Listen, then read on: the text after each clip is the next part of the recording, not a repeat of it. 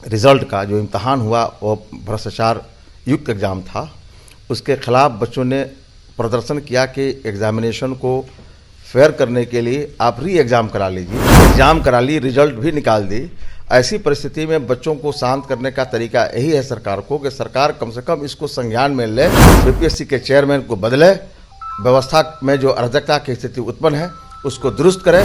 सरकार इसको अविलंब संज्ञान लेते हुए एग्जामिनेशन को कैंसिल करके नए सिरे से एग्जामिनेशन ले और बच्चों के इस आंदोलन का मैं समर्थन करता हूँ। जिस देश का, जिस राज्य का युवा आज महीनों महीनों से रोड पर बैठा हुआ है, उसके शुद्धि लेने के लिए कोई मंत्री उनका कोई प्रतिनिधि मंडल भी नहीं जा सका। बीपीएससी 17वीं को लेकर देखिए फिर से अभ्यर्थी कुछ कर चुके हैं। आज पटना के गर्दनी बाग धरना स्थल पर महा आंदोलन हो रहा है, जिसको लेकर जुटान होना शुरू हो गया। देखिए अभ्यर्थियों में आक्रोश है। 17वीं को लेकर री एग्जाम की मांग कर एक तरफ जहां अभ्यर्थी, दूसरी तरफ चेयरमैन से इस्तीफे की मांग कर रहे हैं और यह साफ तौर पर कह रहे हैं कि बीपीएससी के चेयरमैन को बदलना चाहिए। देखिए हमारे साथ बात करने के लिए एमएलसी आफाक अहमद है, इस वक्त जुड़ेंगे, बात करेंगे। आफाक जी, क्या कैसे देख रहे हैं? लगातार अभ्यर्थियों का समर्थन आप कर रहे हैं और ऐसे में अभ्यर्थी आज जाकर फिर से आंदोलन करने जा रहे हैं री एग्जाम को लेकर 17वीं को देखते हुए, कैसे देख रहे हैं, क्या कहेंगे? चलिए, बहुत बहुत धन्यवाद आपका।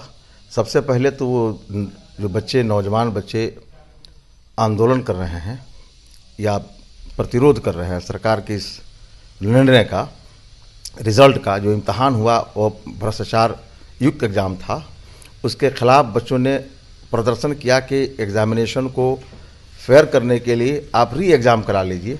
सरकार हरधर्मिता का परिचय देते हुए सरकार मिली भी नहीं उसके प्रतिनिधिमंडल से और एग्ज़ाम करा ली, रिज़ल्ट भी निकाल दी।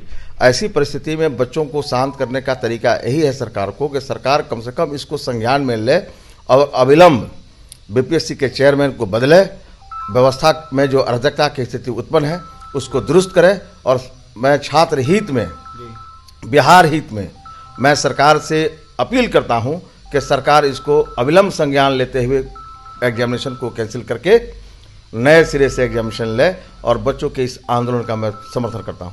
बड़ा सवाल उठा आफाक जी, बिहार में जिस तरीके से अभ्यर्थी आंदोलन कर रहे हैं, दूसरी तरफ नीतीश कुमार बिहार यात्रा पर घूम रहे हैं, कई अनेक जगहों पर जा रहे हैं, क्या उनके कान तक 4 लाख से ऊपर अभ्यर्थियों का बात नहीं पहुंच रहा है?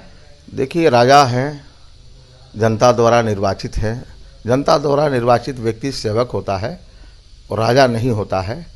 प्रजा का हाल उन्हें लेना चाहिए। प्रजा किस हाल में है, जिस देश का, जिस राज्य का युवा आज महीनों महीनों से रोड पर बैठा हुआ है, उसके शुद्धि लेने के लिए कोई मंत्री उनका कोई प्रतिनिधि मंडल भी नहीं जा सका। तो ये जनतांत्रिक समाज के लिए शर्म की बात है और लोकतंत्र का गला घोंटने का मानिंद है। तानाशाह बनना चाहिए, लेकिन लोकतंत्र में डिक्टेटर का, तानाशाह का कहीं कोई रोल नहीं होता है। लोकप्रिय सरकार लोकतंत्र में जनता द्वारा निर्वाचित होती है और जनता द्वारा निर्वाचित सत्ता के मालिक जो लोग बनते हैं वो जनता के प्रति वफादार होते हैं, लॉयल होते हैं।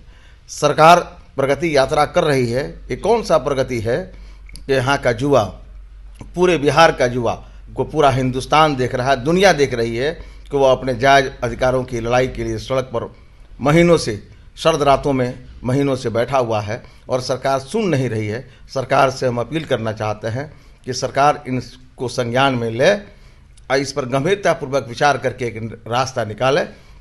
चेयरमैन, जिस घर का मालिक रहते हुए चोरी हो जाता है, उस घर के मालिक को भी बदल दिया जाता है। तो वह जो चेयरमैन हैं, चेयरमैन लिटिगेटेड हो गए। उनके ऊपर यह आरोप है कि आपने फेयर एंड फ्री एग्जामिनेशन को संचालित कराने में असफल रहे। सरकार को प्रथम दृष्टि में उन्हें हटाकर दूसरे आदमी को लाना चाहिए ताकि पारदर्शिता और ट्रांसपेरेंसी बरकरार रह सके। कोर्ट में भी मामला चल रहा है, क्या लगता है आफाक जी, जीत होगी अभ्यर्थियों की उम्मीद? देखिए, न्यायपालिका है इस देश में, न्यायपालिका पर तो विश्वास हमें करना है। न्याय मिलेगा। न्याय में लेट हो सकता है, देर हो सकती है, लेकिन बच्चों का जो जायज़ मांग है उस पर माननीय न्यायालय भी कुछ ना कुछ संज्ञान लेगा और पॉजिटिव लेगा, सकारात्मक लेगा और बच्चों के फेवर में लेगा, क्योंकि यह राजहित का मामला है, किसी व्यक्ति हित का नहीं। अभ्यर्थियों के साथ खड़े हैं आफाक अहमद? बिल्कुल, क्यों नहीं। जब हमारे बच्चे रोड पर खड़े हैं तो हम कहाँ चले जाएंगे, घर में। हम उनका नैतिक समर्थन करते हैं, व्यक्तिगत रूप से उनका नैतिक समर्थन मैं पहले भी किया हूँ, आज भी कर रहा हूं, लेकिन प्रदर्शन का मतलब उग्र नहीं। मैं उग्रता पर विश्वास नहीं करता हूं।